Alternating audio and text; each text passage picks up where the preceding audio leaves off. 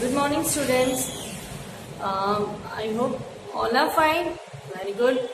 Now, today we are starting lesson number 2, standard 9, right? And the lesson number 2 is a history and evaluation of computer. Fine. You all know about what is computer. Okay. Computer is an electronic device which helps to solve a variety different kind of problem. Right. In this lesson, we are discussing history of computers, generation of computer which is based on hardware as well as software. Now, types of software: personal or desktop computer, laptop computer, what is handheld computer, what is tablet computer, and what is wearable computer. Fine. So this is some history of computers. You know, earlier it's known device, that is the calculation, that is known as abacus. Fine. In 1642, Blaise and Pascal developed the first basic calculator, but it has limited job. So after that, in 1690, Leibniz developed a machine that could perform different variation, that perform addition, subtraction, multiplication, division, and the square root. And after that, in 1822, Charles Babbage designed and built a model. It's called a difference engine.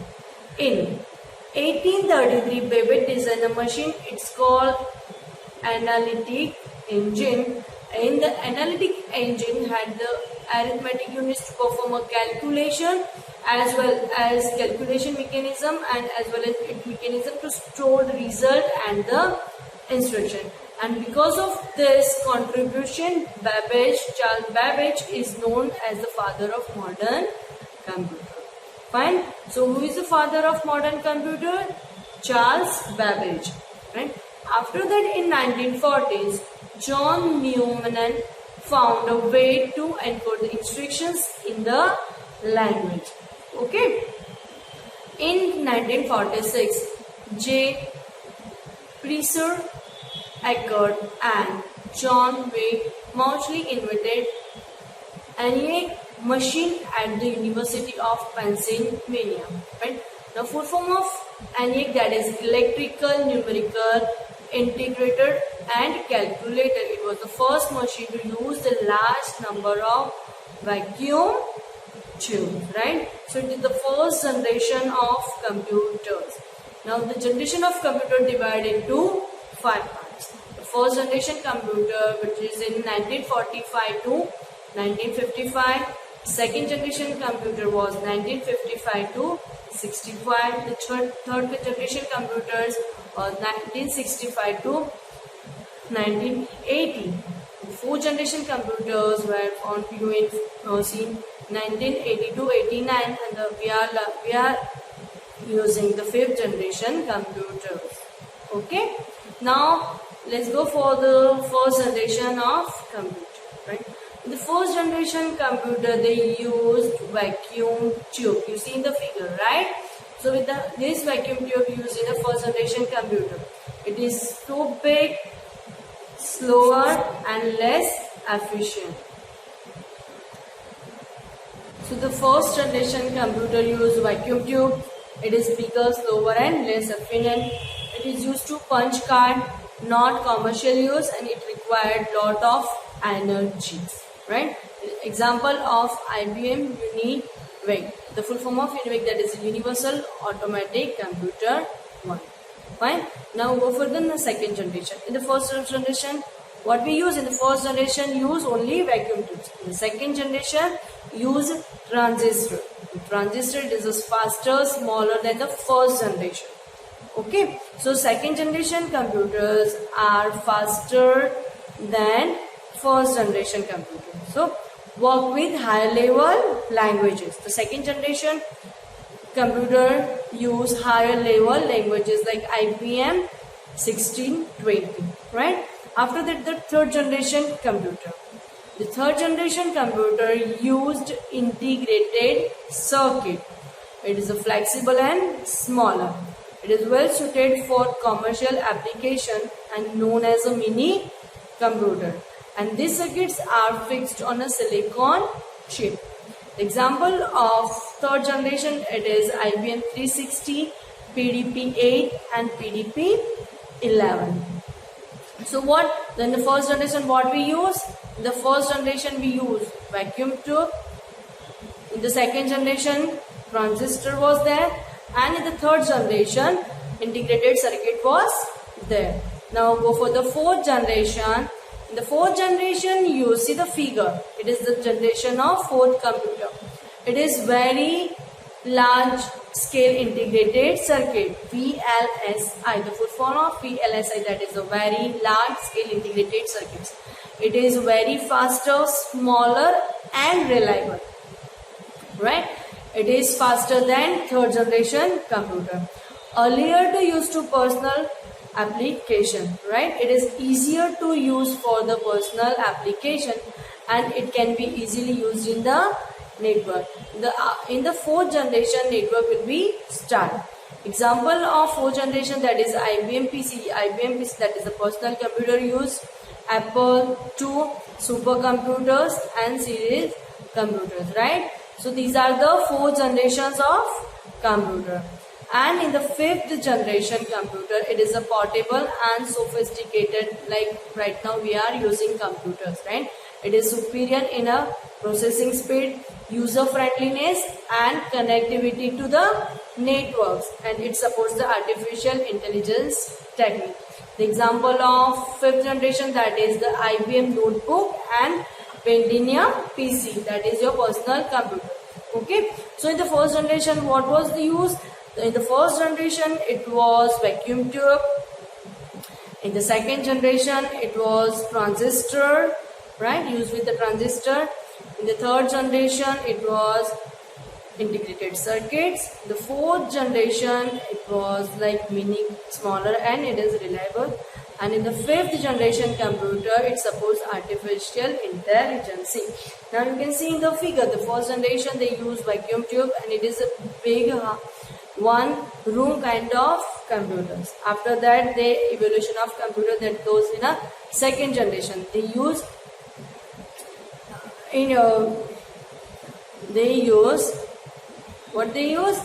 They use integrated transistor. After that, integrated circuits they use. The fourth generation computer, and after that the fifth generation computer is. Now it is about hardware. Fine. Now let's go about the software. Fine. Now you all know what is hardware and what is software. Hardware, that is the physical part of your computer system. That is, right? That means you can see and you can touch, you can feel. That is the hardware, and software, that is inbuilt in your computer. You cannot see that, you cannot touch it, right? So in the hardware, that is a physical part of your computer system, like your monitor, keyboard, mouse. These are the physical part of your computer, and these are the hardware, right? Now go for the generation of computer based on software, right? The same way, in the same like 5 hardware generation, there are 5 software generation are there, right? So in the first generation, we use machine language, right? So computer don't understand human language. Computer understand only machine language, that is 0 and 1. And that 0 and 1, that is known as binary language. Binary language. Okay. So in the first generation, they are using only machine language. After that, that is a second generation language. The second generation language, that is the assembly language. Right? So after using machine level language, to avoid some difficulties, in machine level language, assembly language was introduced, and that assembly language known as a second generation, right? After that, after using machine level language and assembly language, still it was too tedious for work in the computer. So the third generation, higher level language was introduced, and that comes in a third generation. Okay.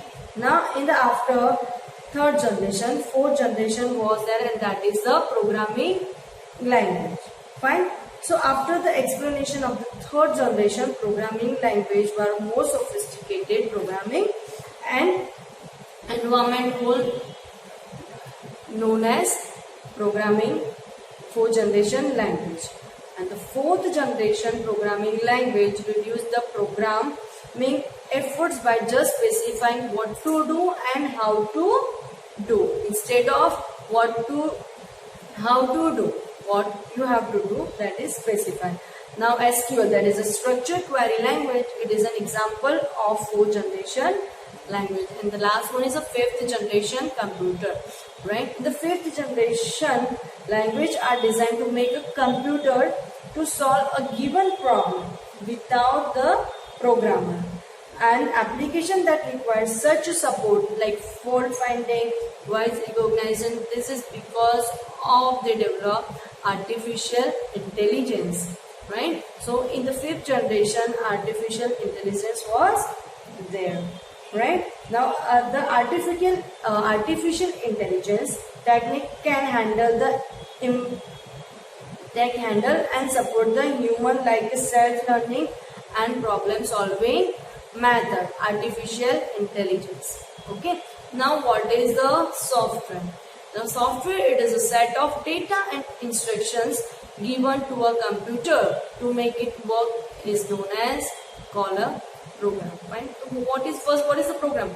The program is a set of instructions, program is a set of data and instruction given by user to the computer to do your work, that is known as program, right? Now process of writing the program, that is known as programming, and who perform this task, that is known as programmer. Okay, a set of program is called a software. Okay, now what is the exactly software? A set of data and instruction given by user to the computer, the program, that is known as program, and set of program is known as software. Now software to refers to the recognized collection of computer program data and related to document about the computer program, which already discussed in lesson number 1. Fine.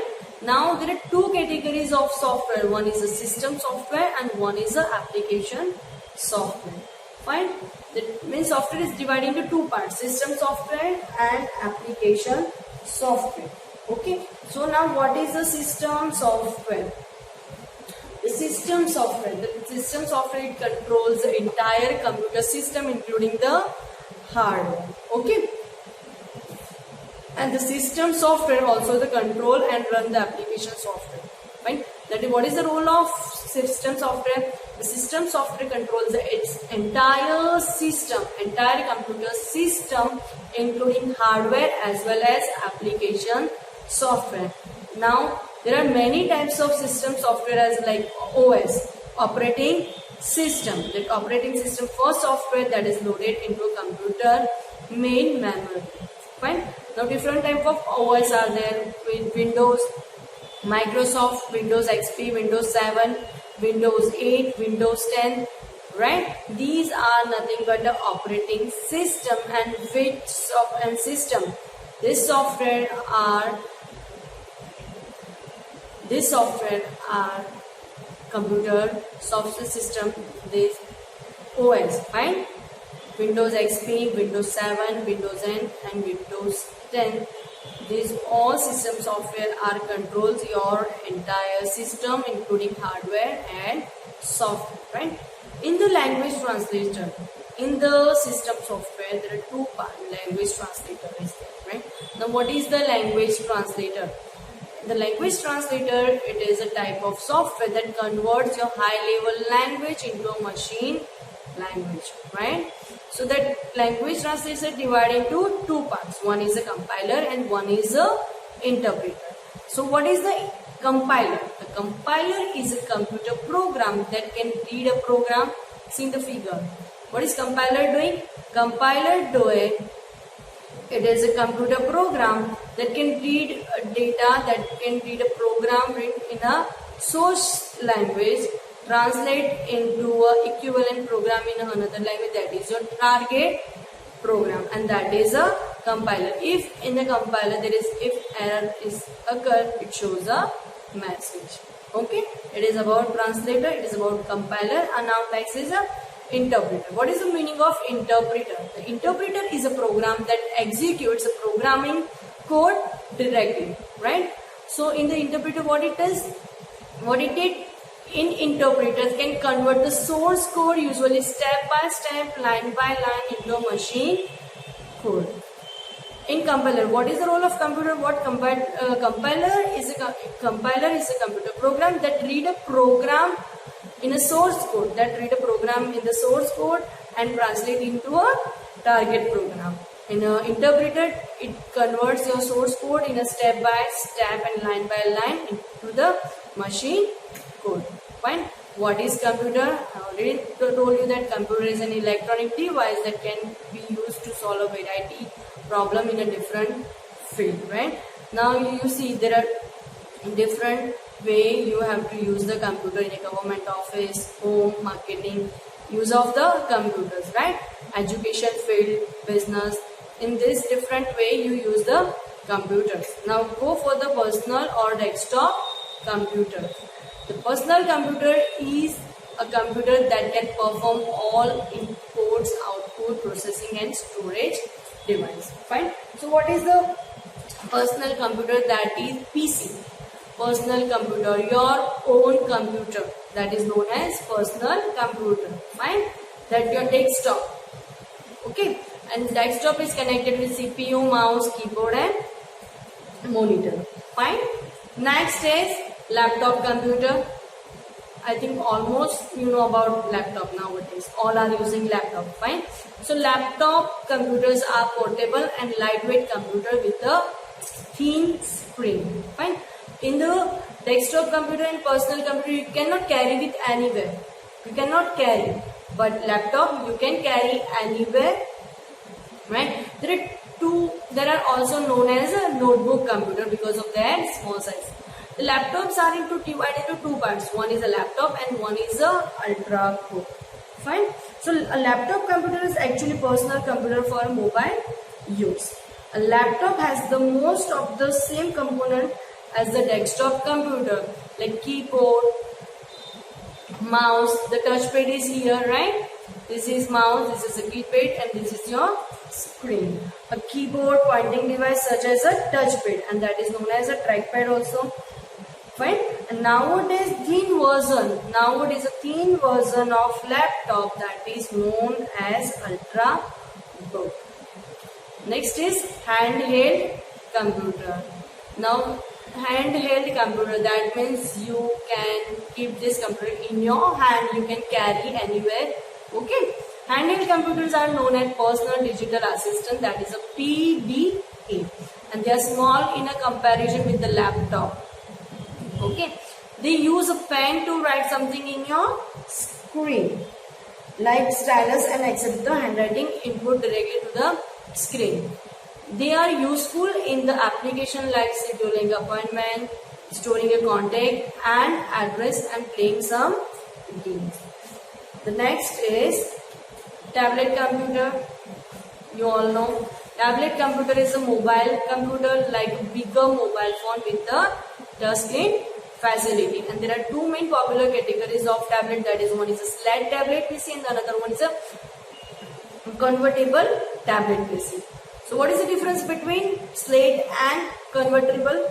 In the slate tablet, keyboard, it is not included with the keyboard, but in the convertible tablet it comes with the keyboard.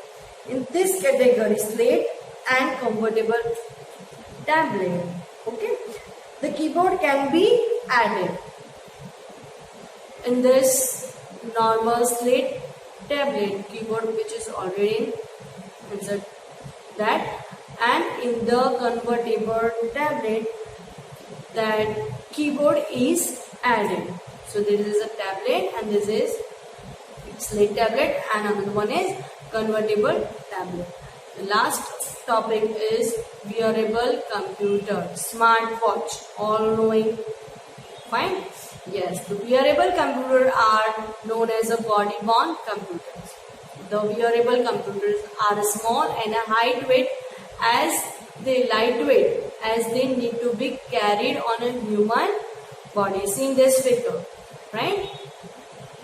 A variation of wearable computers such as a small program chip is used for monitoring the animal movements. The pre-programmed lightweight microprocessor chip is stacked on animal's body part like ears, and such as a chip monitor movement of animals, right? Through this wearable computers nowadays you can receive a call, fine, you can see the notification.